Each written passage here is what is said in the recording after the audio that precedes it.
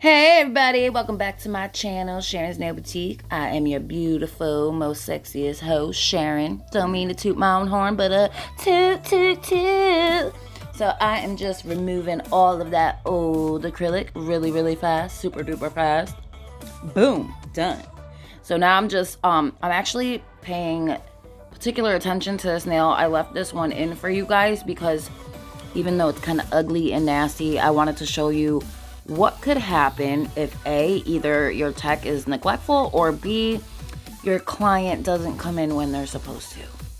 Which, if you're watching this, hun, I'm sorry, I just had to put it out there because I don't want people thinking, that I did this to you. But anyways, I always recommend for people to come in 2 to 3 weeks, right?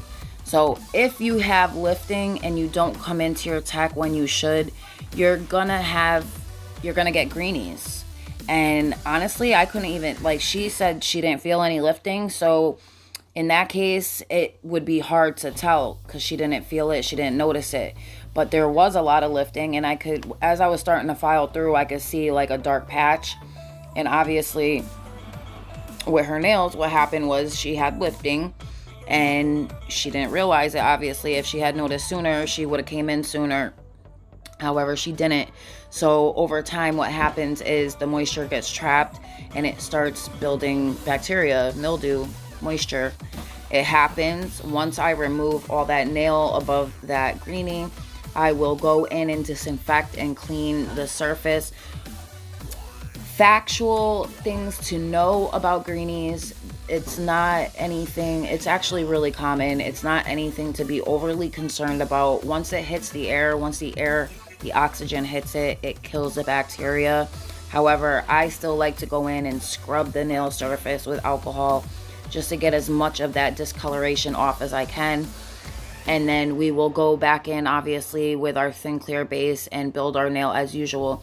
This is not something that you have to you can choose to let it grow out, but you don't have to. It's not something that's going to interfere with you doing another set, is what I mean to say.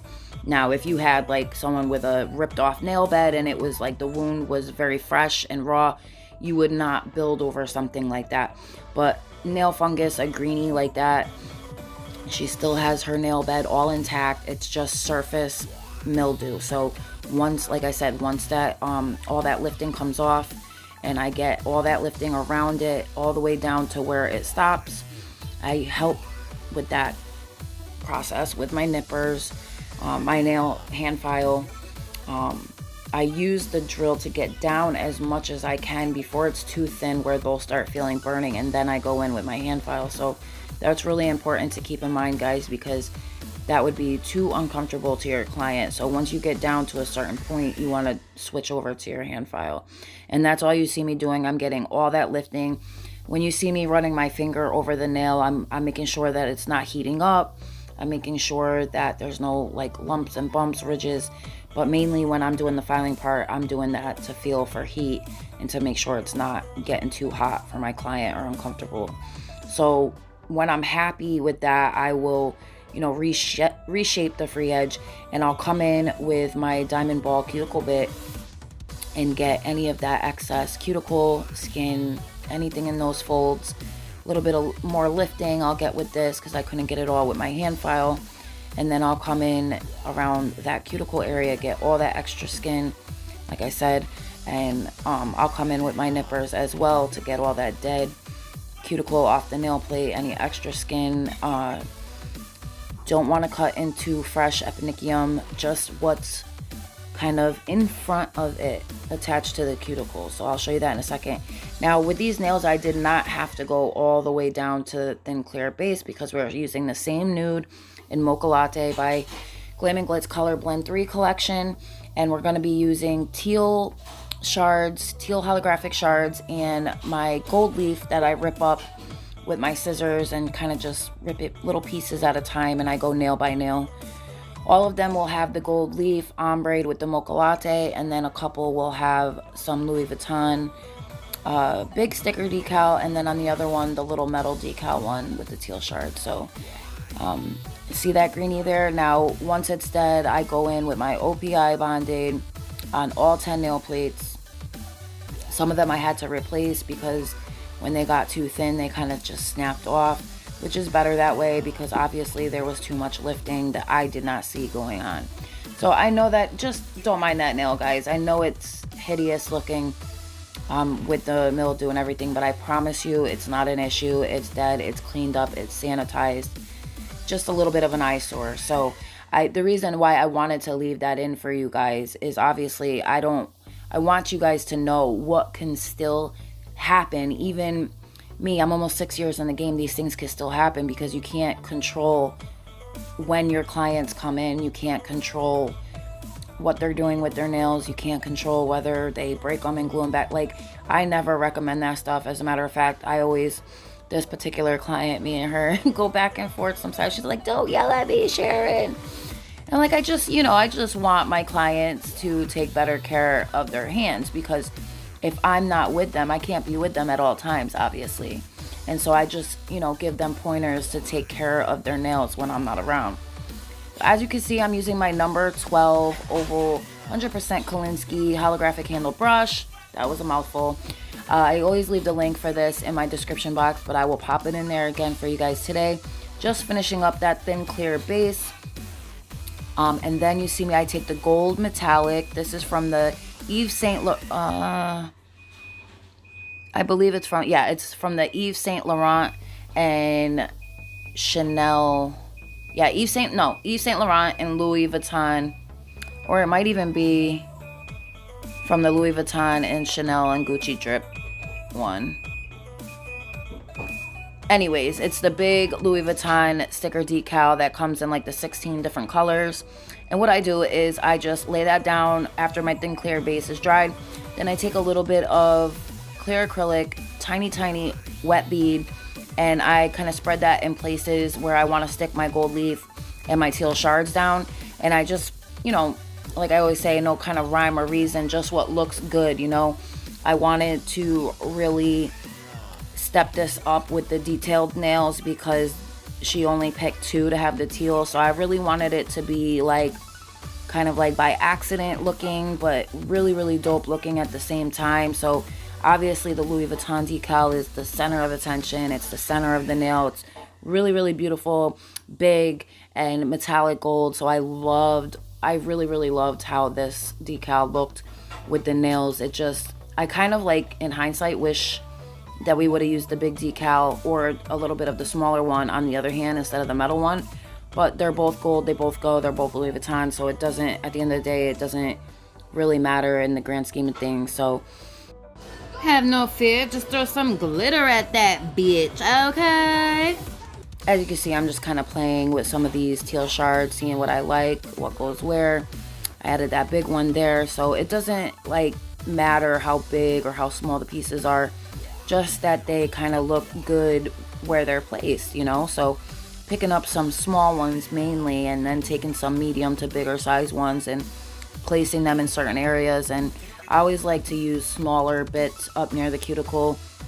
That way, if you're having a hard time perfecting that area, you're not going to have a whole bunch of stuff to encapsulate. Now, I've had obviously years to master this, so there's always those videos where people quote unquote make it look easier than it actually is, but really that's just because we've had a lot more practice and a lot more time to do it every day, back to back to back. So like with anything, practice makes perfect, obviously.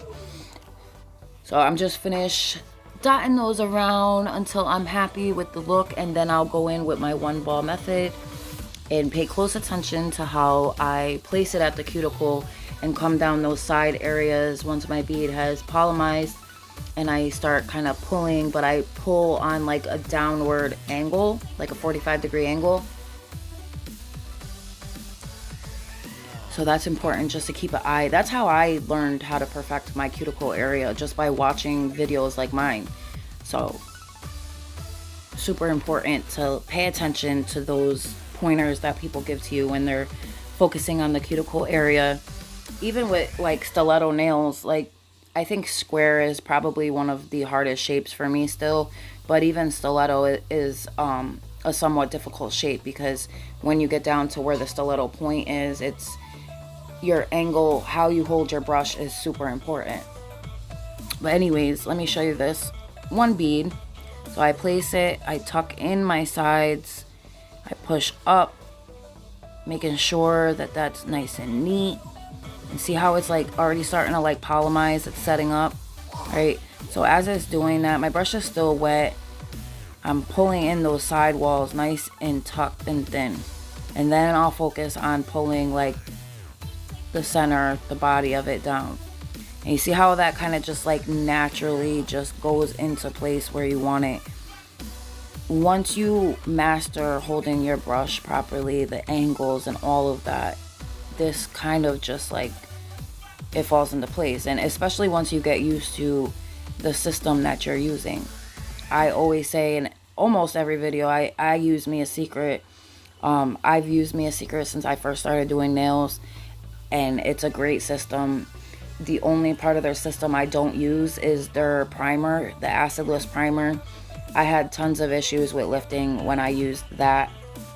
So I use the OPI Bond-Aid with the No Lift Nails acid-based primer, and then my Mia Secret system, and it works perfect. I don't get any lifting issues besides, you know, the few people that don't come in on time. You know, obviously that's natural, but you know, you see I placed another cuticle bead for my stress point. So super important. You want to make sure that you have enough product at where the natural free edge is, up, you know, under that cuticle area, so it's the top 1/3 of the nail. So you see, the longer the nails get, the more thickness you need. Not super thick, but you still, you know, you need more. So I think, I'm not sure if I go in with another bead on this or not. I don't think I do. See how pretty that is? So effective.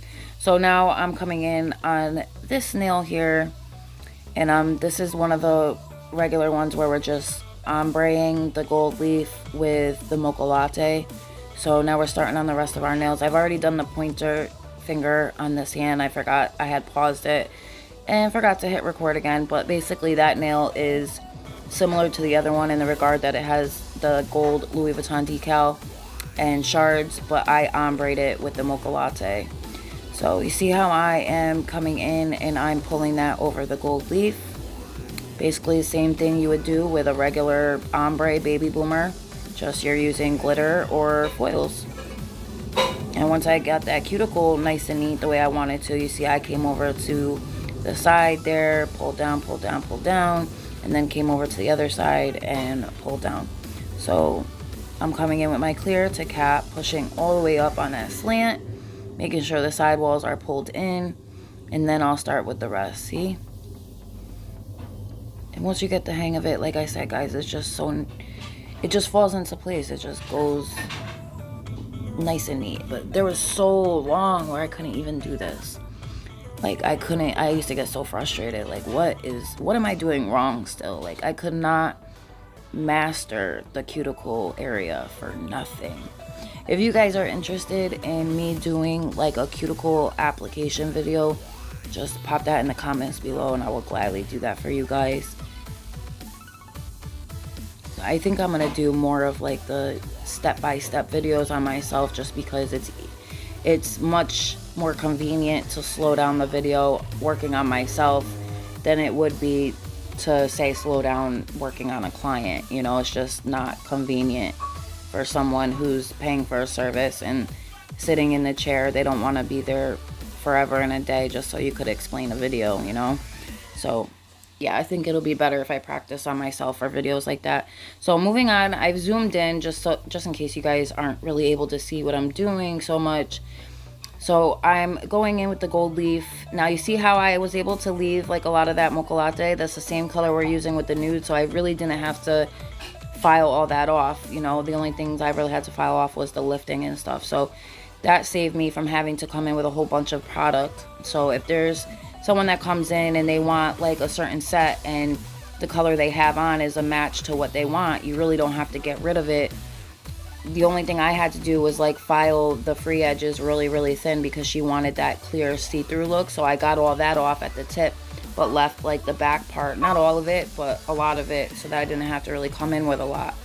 So I'm just doing like a cuticle bead, making sure it's nice and neat, and then I'll fade over that gold leaf. You see? Now, how easy was that? Basically like a fill-in. That's basically all we really did was fill it in, because we already had the color there, like I said. And now, so basically all we have to do now is come in and cap. And you see how easy that was? And that's what I'm talking about, like when you have a color that they want, that they already have on, it's super easy. Just fill in the back. You know, obviously you want to blend that back into the outgrowth, what grew out, but it's really, really simple when they come in and they ask for the same color. Obviously it makes your life a lot easier, but yeah, so just doing that encapsulation really quick, making sure that the point is nice and neat, and I have all the acrylic where I need it. And when you get used to your product, you're able to do things like this, like, you know, push the molded bead around even after it's already kind of mostly drying. You know, there's ways around it. You know, if you know your product and your system well, there's always ways around these things. So just adding a little more where it's kind of dipped there, and then I will move on.